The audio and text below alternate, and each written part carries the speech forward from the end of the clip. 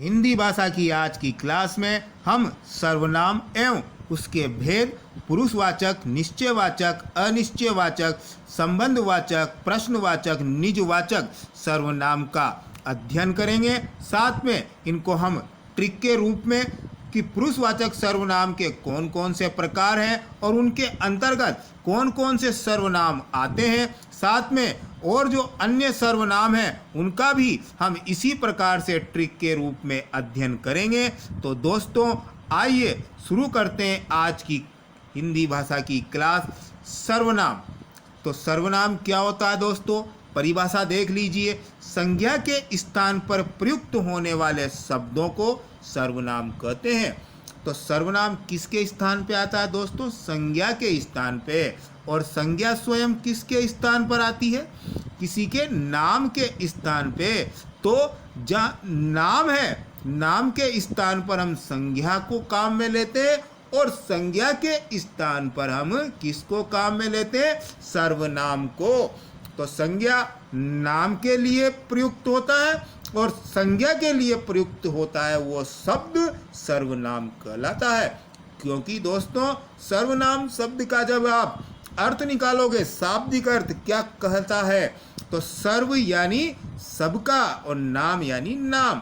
तो सर्वनाम शब्द का शाब्दिक अर्थ होगा सबका नाम, यानी सर्वनाम सबके द्वारा प्रयुक्त किया जाता है, सब इसका उपयोग कर सकते हैं। संज्ञा के अंतर्गत हमने क्या देखा था कि जैसे हमने कहा कि मोहन पुस्तक पढ़ता है, तो मोहन जो शब्द आया वो संज्ञा है।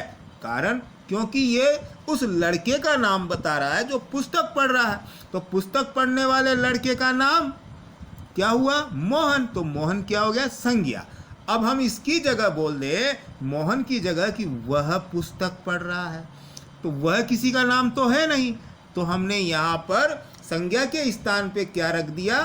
वह शब्द। इस वह को हम सर्वनाम कहेंगे क्योंकि वह हम किसी के लिए भी बोल सकते हैं।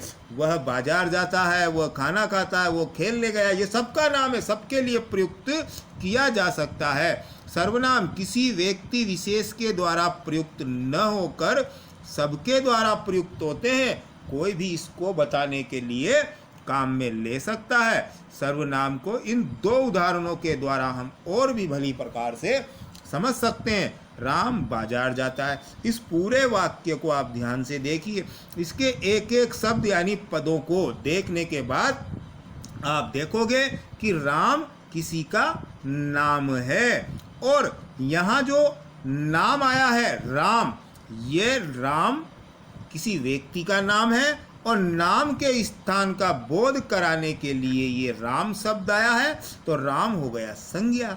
अब इस राम के स्थान पे हमने वह रख दिया। पहले वाला वाक्य था राम बाजार जाता है, दूसरा वाला वाक्य है वह बाजार जाता है, तो राम के स्थान पे वह शब्द रख दिया।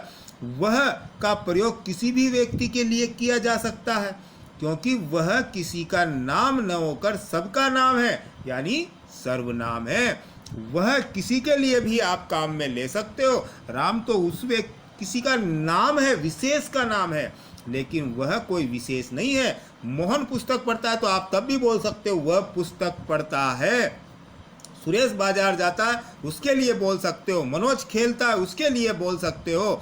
तो वह सर्वनाम है, यानी सबका नाम है।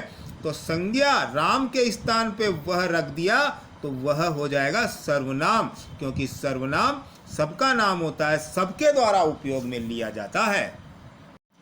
दोस्तों सर्वनाम के भेद देखिए। सर्वनाम के कुल 6 भेद होते हैं।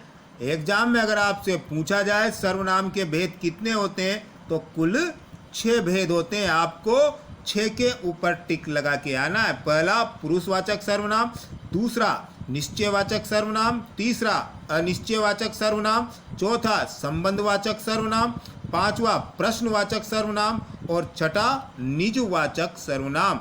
तो ये सर्वनाम के कुल 6 भेद हैं। इसमें से हम प्रथम यानी पुरुषवाचक सर्वनाम का अध्ययन करेंगे। पुरुषवाचक सर्वनाम 3 प्रकार के होते हैं, आप भली भांति जानते हो।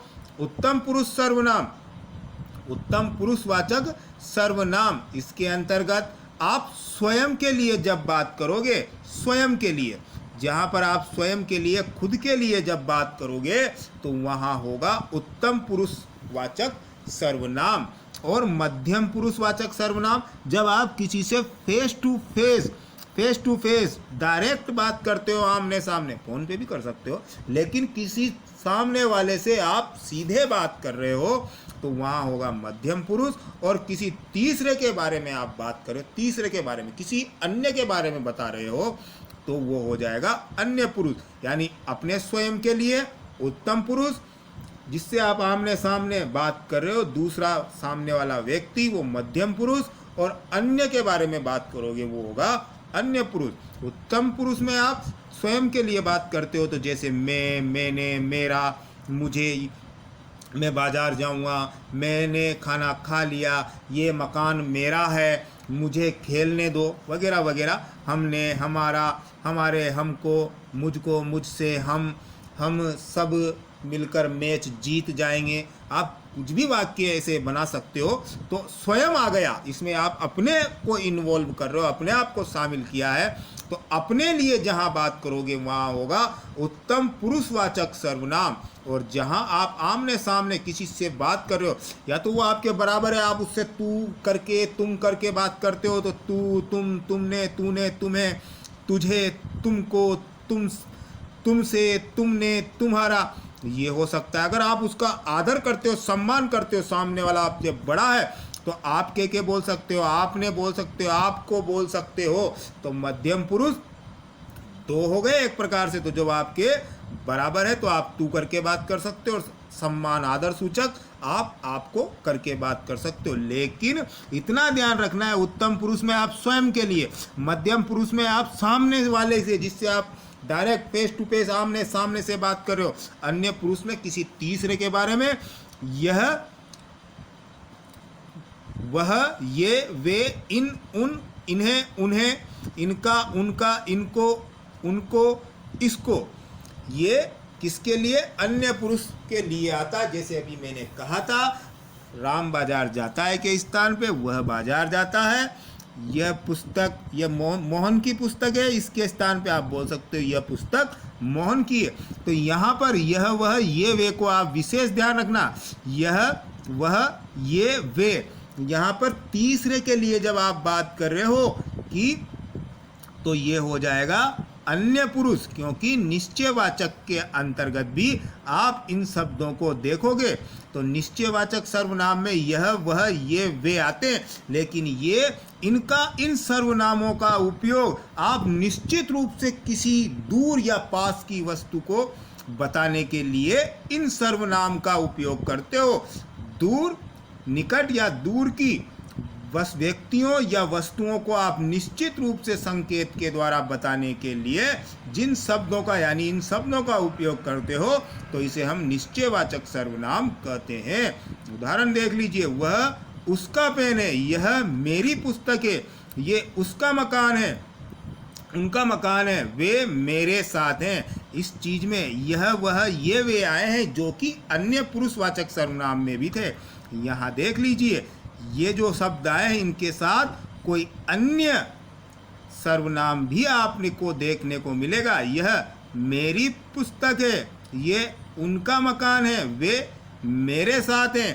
तो यहाँ पर निकट या दूर के व्यक्तियों और वस्तुओं को निश्चित रूप से, ये निश्चित है, ये मेरे साथ, वे मेरे साथ हैं, ये उनका मकान है, यह मेरी पुस्तक है, वह उसका पेन है।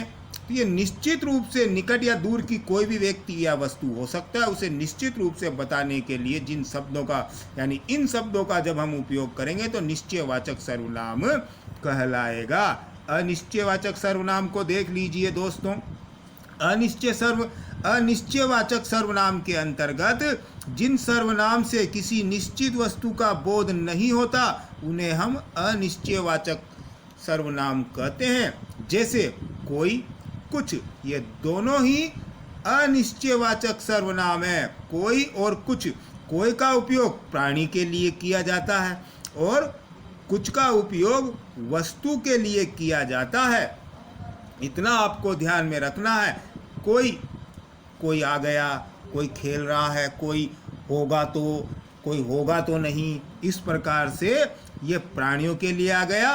और कुछ शब्द आएगा तो कुछ तुमने कुछ लिया तो नहीं, आप कुछ लोगे, तो ये वस्तुओं के लिए आ गया। यानी कुछ का कोई निश्चित रूप नहीं है, कोई आ गया, कौन आया पता नहीं है, तो ये निश्चित नहीं है, इसलिए इनको हम अनिश्चयवाचक सर्वनाम कहेंगे। उदाहरण देख लीजिए, कोई आ गया तो क्या होगा, कोई, ये कोई है, प्राणी के लिए आया है, तो कोई आ गया, पता नहीं कौन है, कौन होगा, कौन हो सकता है, तो ये अनिश्चयवाचक सर्वनाम है। उसने कुछ नहीं लिया है, कुछ, अब कुछ किसके लिए है, वस्तु के लिए है भाई, वस्तु इंसान को तो लेगा नहीं वो, तो वस्तु के लिए है कुछ, तो कुछ आ गया, यानी ये अनिश्चयवाचक सर्वनाम है। संबंधवाचक सर्वनाम को देख लीजिए दोस्तों। संबंधवाचक सर्वनाम जिस सर्वनाम से किसी दूसरे सर्वनाम से संबंध स्थापित किया जाए उसे संबंधवाचक सर्वनाम कहते हैं। यानी जब सर्वनाम एक का दूसरे सर्वनाम से संबंध स्थापित किया जाए तो वहाँ संबंधवाचक सर्वनाम होता है, और इसको बताते हैं जो और सो के द्वारा। जो और सो क्या है, संबंधवाचक सर्वनाम कहलाते हैं।